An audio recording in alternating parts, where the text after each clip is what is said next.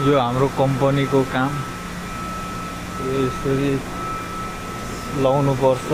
यो अहिले मैले प्लाई फ्याक्ट्री, नेपालको प्लाई फ्याक्ट्रीमा काम गर्दा यो अलिक सानो सानो 17 mm, लगभग 5 mm देखि धेरैमा धेरै 21 mm सम्म बनाएको चाहिँ मैले देखेँ नेपालमा। तर यहाँनिर चाहिँ 90 mm 100 mm सम्म बनाउँछ।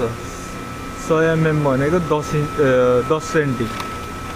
आम्मामा कस्तो बाक्लो हुन्छ ठुल्ठुलो। यहाँ काम गरेँ। मेरो काम यही बनाउने हो। यो सिधा लाउनुपर्छ। यहाँ देखिँदैछ नि उताबाट सिधा छ नि, सिधा यताबाट यो ठ्याक्कै मिस्त्री काम सिधा ताक तोक पारो याद्यो। यहाँ जम्मा जम्मी यहाँनिर दिनको 12 धेरैमा धेरै 14वटा मात्रै बनिन्छ। यहाँनिर 4टा जान्छ, यहाँनिर 4वटा जान्छ, अनि त्यहाँबाट 3टा जान्छ त्यस्तो। अनि यहाँनिर ठिकै दिएको छ। यो पनि मेरो पहिला एउटा दाइ थिए, ती दाइले गर्थे, अहिले छैनन्। यहाँ यो नेङपुङ्गी एसी पनि दिएको छ। एसी बबाल छ यो एसीमा बसेर काम गर्ने। यहाँ एउटा छ, यहाँ एउटा छ, अनि एउटा यहाँ पर छ। यहाँ म देखाउँछु एसी कहाँनिर छ। यहाँनिर एउटा एसी छ, अनि यहाँ एउटा एसी छ।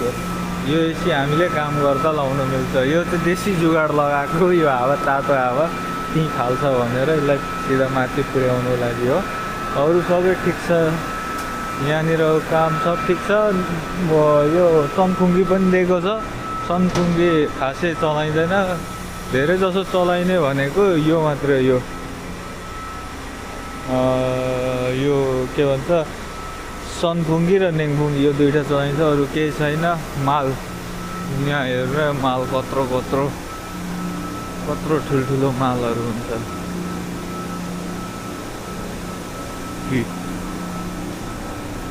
यो एउटा पिस, यो यत्रो एउटा पिस। यो मान्छेले उचाल्नु सकिँदैन यसलाई। यो कम भारी हुन्छ। यो सब बनाएको। यो अब हाम्रो छुट्टी हुन आँटेको छ, त्यसले गर्दा